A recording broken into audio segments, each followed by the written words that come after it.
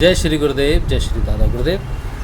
चलिए, आज का जो ये छोटा सा वीडियो है ये एक स्नैक्स की तरह है। जैसे आप मुख्य भोजन खाते हो, मुख्य भोजन से पहले सलाद खाते हो, कभी कभी शाम को स्नैक्स लेते हो, तो ये जो छोटे छोटे वीडियोज़ हैं ये स्नैक्स की तरह है, लेकिन ये बहुत ज़्यादा महत्वपूर्ण है। आज का जो विषय है इस वीडियो का वो है कि हमारे जीवन में निंदा का और निंदकों का क्या महत्व है। भौतिक जगत में क्या महत्व है इसकी तो जानकारी देने की ज़रूरत है नहीं आपको, लेकिन आध्यात्मिक जगत में इनकी क्या महत्व है या फिर इनकी क्या ज़रूरत है ये मैं आपको बताता हूँ। देखिए, अभी बहुत सारे लोग नए जुड़ रहे हैं और आप सबका बहुत बहुत स्वागत है चैनल पे। उम्मीद है कि आपको अध्यात्म की जानकारी मिले, सही जानकारी मिले, आप अध्यात्म में आएँ और आपको भागवत प्राप्ति हो।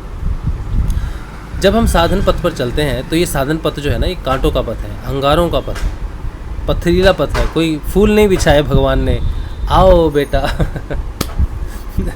अंगारे, कांटे, बिच्छू, सांप सब छोड़ रखे हैं रास्ते में, तो आपको उसी रास्ते से गुजरना है।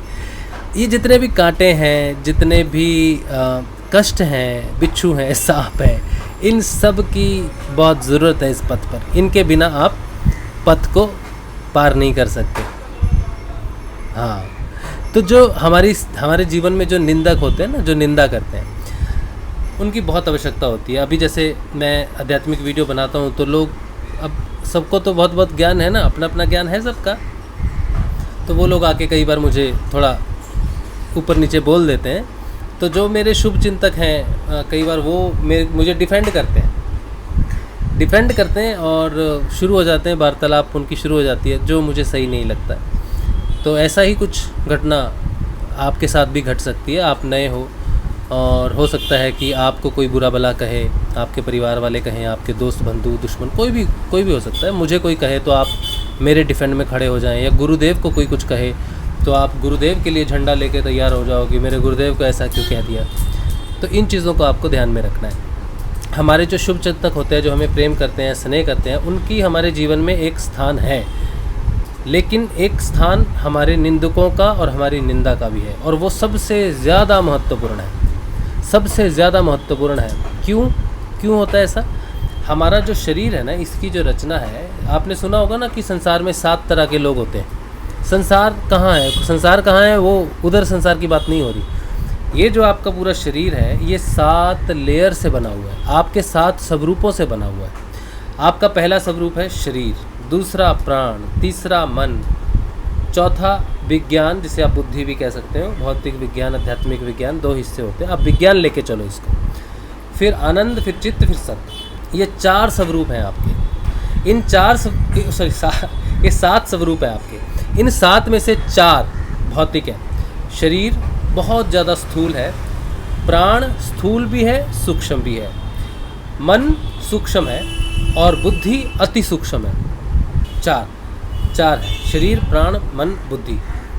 अब ये जो 4 हैं, इन पर ही त्रिविध तापों का प्रभाव पड़ता है। आदि दैहिक, आदि दैविक और आदि भौतिक। जितने भी दुख होते हैं वो तीनों तापों से होते हैं, और ये 4 भौतिक शरीरों पर पड़ते हैं। अब इन भौतिक शरीरों में अलग अलग जगह पर अलग अलग सांप और बिच्छू दबे हुए हैं। ये जो सांप और बिच्छू हैं, ये है हमारा अहंकार, हमारी ईर्ष्या, हमारा लालच, हमारी वासनाएं, हमारा क्रोध, वो सारी चीज़ें जो भी है, काम, क्रोध, लोभ, दंड, वो जो कुछ भी है वो सब है। हम इन तक नहीं पहुंच सकते क्योंकि ये दबे हुए हैं नीचे। हम अपनी इच्छा से नहीं पहुंच सकते वहाँ पर, प्रयास से भी हम वहाँ पर नहीं पहुँच सकते। जो हमारे शुभ चिंतक है, जो हमसे प्रेम करते हैं, वो तो पहुंच ही नहीं सकते, उनके तो बस की बात नहीं है। अब यहाँ पर कौन पहुँचे? कौन उस बिच्छू को, नीचे जो दबा हुआ है जहरीला बिच्छू, कौन वहाँ तक जाए? कोई तो जाएगा नहीं, जाना मुझे ही पड़ेगा। लेकिन मैं कैसे जाऊँ? तो मुझे कौन लेके जाएगा? तो मुझे सीढ़ी चाहिए वहाँ जाने के लिए, जहाँ पर वो वासना का बिच्छू, जहाँ वो ईर्ष्या का सांप, कोबरा वो है, उस तक मुझे जाना है, और उसको वहाँ जाके ख़त्म करना है, उसको वहाँ से निरस्त करना है उसको। तो मैं खुद जा नहीं सकता, मेरे प्रेम से नहीं, मेरे को लेके जा नहीं सकते। अब आते हैं निंदक। ये मल का वो द्वार है, जिसे कोई नहीं खोल सकता, जिसे सिर्फ निंदक खोलते हैं। वहाँ पूरा मल भरा हुआ है। तो निंदक आपको क्या करते हैं कि आपको अब्यूज़ करते हैं, आपको बुरा भला कहते हैं, आपके सच को भी झूठ बना के पेश कर देते हैं, आपको पूरा बदनाम कर देंगे, आपका क्रेडिट ले लेंगे, वो जो कुछ भी होता है।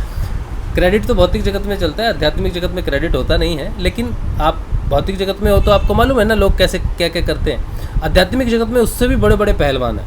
आध्यात्मिक जगत में तो बस पूछो मत क्या क्या अवस्था है। यहाँ पर तो ईर्ष्या पराकाष्ठा पर होती है, यहाँ पर तो पीढ़ियों की पीढ़ियों को बर्बाद कर दिया जाता है, मानवता को निस्ते नाबूद कर दिया जाता है अपनी ईर्ष्या और अपने झूठे मान और सम्मान के लिए। आज ईश्वर और इंसान में जितनी दूरी है ये झूठे सम्मान की वजह से है कि हम बड़े हैं, हम प्रतिष्ठित हैं इसकी वजह से सब कट गए बेचारे, सब दूर हो गए भगवान से। तो निंदक जब आपकी निंदा करता है तो आपके अंदर उसके प्रति क्रोध पैदा होता है, पल्पिटेशन पैदा होती है, या आपके अंदर भी किसी दूसरे को देखकर ईर्ष्या पैदा हो सकती है। जब हमारे अंदर ये सारी चीज़ें प्रकट होती हैं, हम देखते हैं इन सारी चीज़ों को, तो हम उस समय जब क्रोध आ गया आपको, तो वासना आ गई आपको, तो आप उस पर क्रोध करेंगे ना, उस पर क्रोध करेंगे तो वो क्रोध को बल मिलता है। साधना में जब आप आत्म रूप से जागृत होते हो, ऊपर उठते हो, आत्मा का परमात्मा के साथ जब योग हो रहा होता है, उस योग के समय में परम पिता जो है, हमारी जो देह है पूरी 7 शरीरों वाली, जो चित्त शरीर है, उसमें त्रिगुणात्मक प्रकृति के 3 गुण हैं, वो हमेशा चलते रहते हैं। जैसे कार हमेशा चलती रहती है, उसके चक्के हमेशा घूमते रहते हैं चलती कार के, वैसे ही ये वृत्तियाँ कभी भी नहीं रुकती। एकमात्र आप जब ध्यान में प्रवेश करोगे, 2 ध्यान है, एक ध्यान एक जागृत ध्यान। ध्यान का मतलब आप बैठे हो, आप सुन रहे हो, कुछ भी चल रहा है, पता चल रहा है आपको। एक होता है कि आप गए उधर तुरीयावस्था में, वहाँ आपको कुछ भी सुनाई नहीं देता, कुछ भी दिखाई नहीं देता, वो योग अवस्था यहाँ है, वो आत्म जागृति में ही होती है सिर्फ। वो अवस्था में भगवान श्री हरि आपके साथ जब योग कर रहे होते हैं, आपकी चित्त की वृत्तियों को रोक देते हैं, जो करोड़ों अरबों जन्मों से नहीं रुकी हैं, वो रोक देते हैं। जिस समय वो उनको रोक देते हैं, उनमें उस समय परिवर्तन करते हैं, तमोगुण को रजोगुण में, रजोगुण को सतोगुण में, इस तरह से परिवर्तन करते हैं।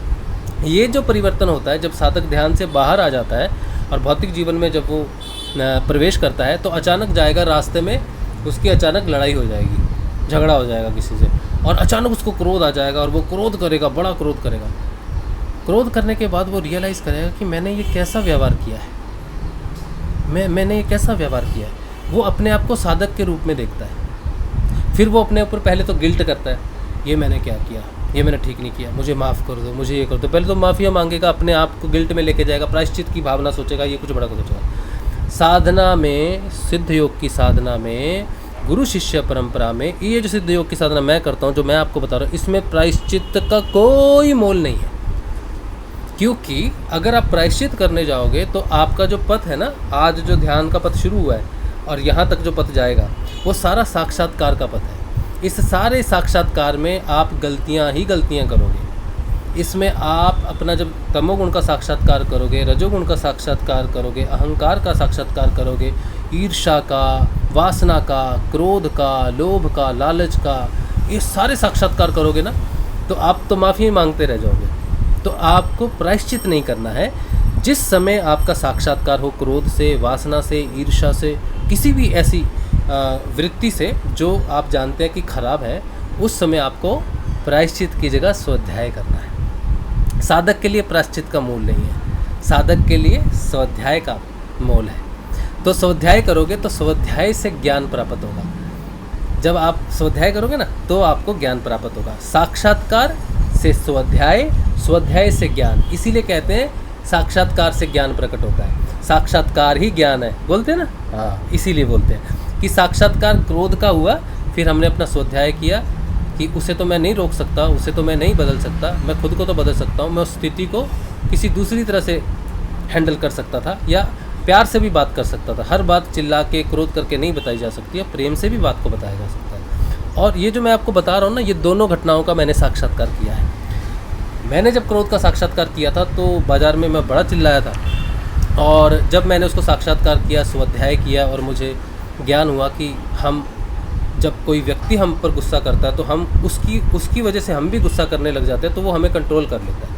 तो ये जो तमोवृत्ति, रजोवृत्ति, सतोवृत्ति है, ये हमारे मन को सारा जीवन ऐसे ही प्रभावित करती है। साधक उसको देख के समझ जाता है कि मुझे कौन कंट्रोल कर रहा है। गुस्सा, वासनाएं, इच्छाएं, महत्वाकांक्षाएं, तो वो रुक जाता है और अपनी बुद्धि को बलि करता है और बुद्धि के हिसाब से शांत होकर वो समस्या से बाहर निकल जाता है। इसे ही ज्ञान कहते हैं। तो एक बार फिर से जब लड़ाई हुई तो गलती तो मेरी नहीं, मैं तो जा रहा था ना, ड्राइवर था, मैं टैक्सी में था, तो टैक्सी वाले की गलती हो गई, तो वो दोनों का झगड़ा हो गया। तो मैं वहाँ से निकला, बहुत गर्मा गर्मी, बहुत वो लोग लड़ रहे थे। तो मैंने, जिससे लड़ाई हुई थी, मैंने उसे बड़े प्यार से समझाया कि देखो, जो हम लड़ाई कर रहे हैं ना, वो लड़ाई का कोई मूल नहीं है। पहली तो ये सड़क है, ये रास्ता है, सड़क पे होने वाली कोई भी घटना पे लड़ना नहीं चाहिए, शांति से उसको समाधान करो। वो तो सुन नहीं रहा था पहले, तो कौन सुनेगा, भाषण कोई सुनता है क्या लेकिन जब उसने थोड़ी देर बाद देखा कि वो चिल्ला रहा है लेकिन मैं नहीं चिल्ला रहा, मैं उससे प्यार से बात कर रहा हूँ कि आपकी अगर कुछ नुकसान हो जाता तो फिर गलती होती भी, नुकसान तो कुछ हुआ नहीं है। तो इस तरह से मैं उसे जब प्यार से समझा रहा था, तो उतना हाई टेम्पर्ड था वो बंदा,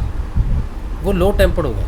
वो मतलब लो टेम्पर्ड मतलब वो शांत हो गया बंदा, फिर धीरे धीरे बोलने लगा, हाँ आप तो ऐसा कह रहे हो, वो कह रहे हो। उसमें जो परिवर्तन हुआ, पहले देखो गुस्से में दूसरा व्यक्ति आपको गुस्सा करवा लेता है, इसमें मैंने शांति से उससे थोड़ी देर बात की। पहले तो वो शांत सुना नहीं, लेकिन जैसे उन्होंने देखा कि ये प्रभावित नहीं हो रहा है मेरी बात से, उल्टा वो मेरी बात से प्रभावित हो गया, वो शांत हो गया और वो मैटर सॉल्व होके हम लोग चले गए। ये मैंने जीवन में देखा हुआ है, यही इसे ही कहते हैं साक्षात्कार से ज्ञान।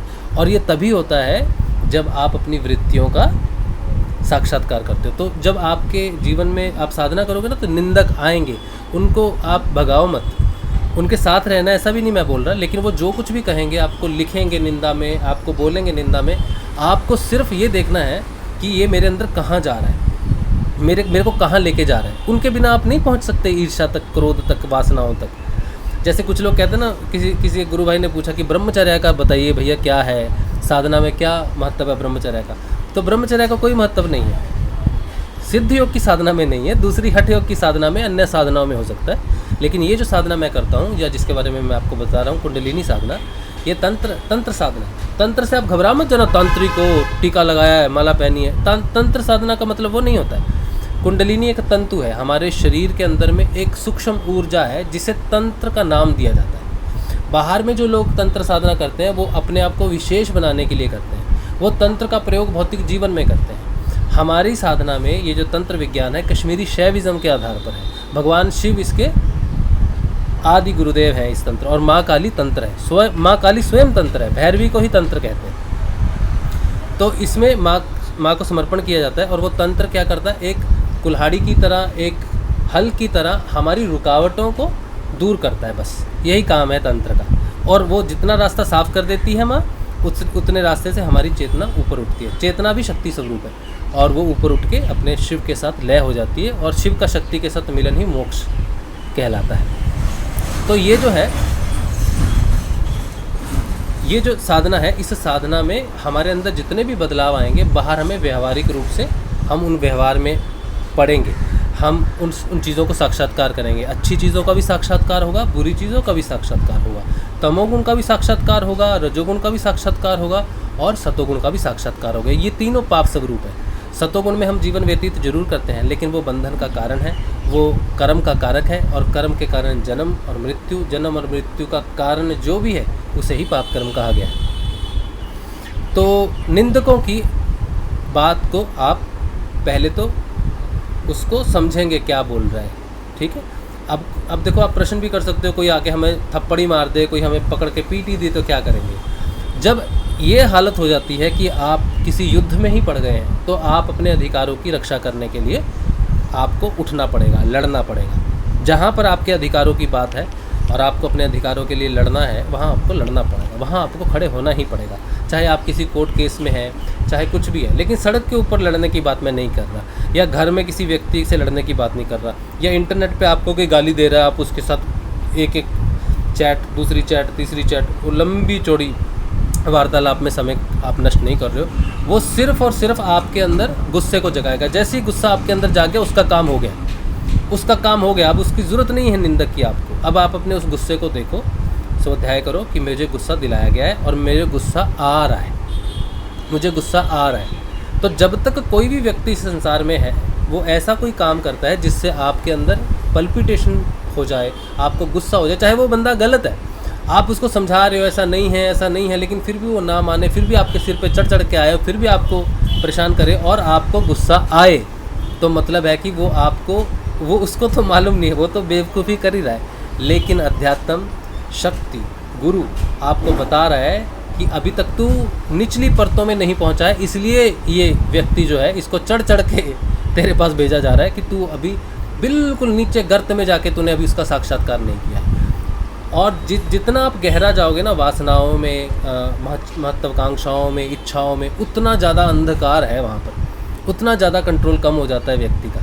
साधक को भी अचानक गुस्सा आ जाता है, अचानक शांत हो जाता है। कई बार तो पहले तो आपको आज गुस्सा आएगा ना, आप 10 सालों तक बैठे रहोगे उसको लेके। साधना में वो समय कम होना शुरू हो जाता है। साधना में लोगों को पुराने जो गिल्ट, जो काम गलत किए हुए हैं उनकी गिल्ट आ जाती है, प्रायश्चित करना शुरू कर देते हैं। पुराना सब कुछ स्मृति में आएगा, क्योंकि स्मृति भी एक वृत्ति है, वो भी आपको दबाने की कोशिश करेगी। ऐसी ध्यान में बैठोगे ना, ऐसी स्मृति आएगी जिसको आपने सोचा नहीं, भूल गए आप, वो कब की घटना है। तो आप साधना में बैठोगे ना, उसको पता है चित्त को कि इसको गिल्ट में डाला जा सकता है, सत्य के पथ पर चल गया ना, अब इसकी साधना को रोका जा सकता है, इसको प्रायश्चित में डाल दो। तो साधक को स्वाध्याय का ज्ञान नहीं कि स्वाध्याय करना है, प्रायश्चित नहीं करना है। तो गिल्ट आएंगे, विचार आएंगे देवी देवताओं के प्रति, महिलाओं के प्रति, पुरुषों के प्रति, माता पिता के प्रति, गुरु के प्रति, ईष्ट के प्रति, देवियों के प्रति, देवताओं के प्रति, अच्छे व्यक्तियों के प्रति। आपके मन में भर भर के जहर आएगा, त्याग देना, उसको पीना नहीं है। तो सब कुछ त्यागना है। भगवान को जब आप देख रहे होगे, गुरु को देख रहे होंगे ना, दिमाग में और ही खिचड़ी बन रही होगी, जो आप कहेंगे ये मैं क्या सोच रहा हूँ। आप कुछ भी नहीं सोच रहे, आप एक युद्ध में हैं और आपने कहना हाँ मैं युद्ध में हूँ, और भगवान भी आपके साथ युद्ध में खड़े हैं, चिंता नहीं करनी है। तो निंदक और निंदकों को पलट के वार तब तक नहीं करना है जब तक फिजिकली आप उसमें इन्वॉल्व नहीं हो जाते, या आपको अपनी रक्षा के लिए ज़रूरत है, तब आप उनको रोको, अपनी रक्षा पहले करो।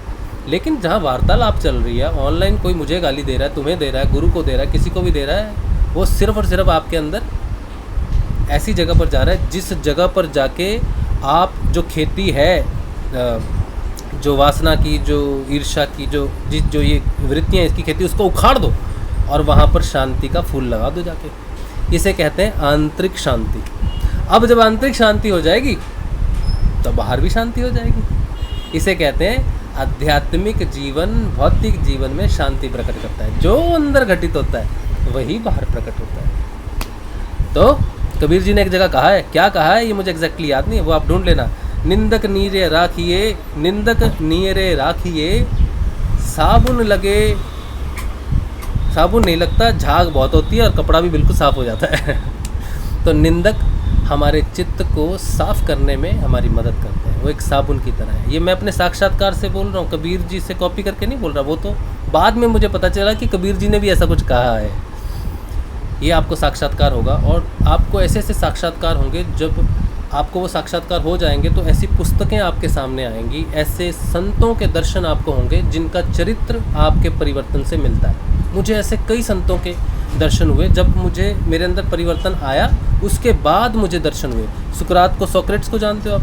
सुकरात की जीवन की जितनी भी फिलॉसफी है, पहले मेरे जीवन में वो परिवर्तन आया, और जब वो परिवर्तन आ गया तब सोक्रेट्स को मैंने, आकाशवाणी में उसका जब नाम आया तब मैंने सोक्रेट्स को जाना। तो उसने जितना कुछ भी लिखा है वो सारा का सारा मेरे अंदर वो परिवर्तन के रूप में आ गया था। तो आप में जितना भी परिवर्तन आएगा, जितने भी संत, महात्मा, एंजल्स जितने भी हैं, वो सारे आपके सामने प्रकट हो जाएंगे और बता देंगे कि ये काम सही रास्ते पर, सही पथ पर। तो ये छोटा सा स्नैक है आपके लिए साधना में। गुस्सा नहीं करना, ईर्ष्या नहीं करनी है, और अगर हो भी तो प्रायश्चित नहीं करना है, स्वाध्याय करना है। ठीक है, चलिए आज का ये छोटा सा वीडियो उम्मीद है कि आपको मदद करेगा साधना में।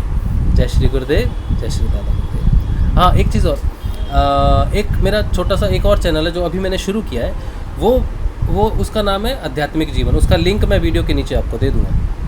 वो जो चैनल है ना, या आप उस चैनल पे ये वीडियो भी देख रहे होंगे, तो उस चैनल पे मैं डेली ब्लॉग्स बनाता हूँ। कोशिश करता हूँ कि डेली ब्लॉग बनाऊँ। डेली ब्लॉग में मैं यही बताना चाहता हूँ कि अध्यात्म में आने के बाद हम अपने संसार में रहते हैं, नॉर्मल काम करते हैं, नॉर्मल एंजॉय करते हैं, टीवी देखते हैं, सब कुछ करते हैं। आध्यात्मिक व्यक्ति हर समय बैठ के ओम ओम कर रहा है, या फिर ध्यान कर रहा है, या फिर पता नहीं क्या ही हो गया है, तोप हो गया है, कुछ भी नहीं है। बिल्कुल साधारण जीवन है, शांति का और प्रसन्नता का जीवन है। ये मैं डेली ब्लॉग से सबको बताना चाहता हूँ। तो आप उस चैनल को भी आप सब्सक्राइब करोगे, और उसके साथ ही थोड़ा घूमेंगे भी, थोड़ा कलकत्ता में आपको दिखाऊंगा, मैं भी घूमूंगा आपके साथ, ब्लॉग के चक्कर में घूमेंगे थोड़ा।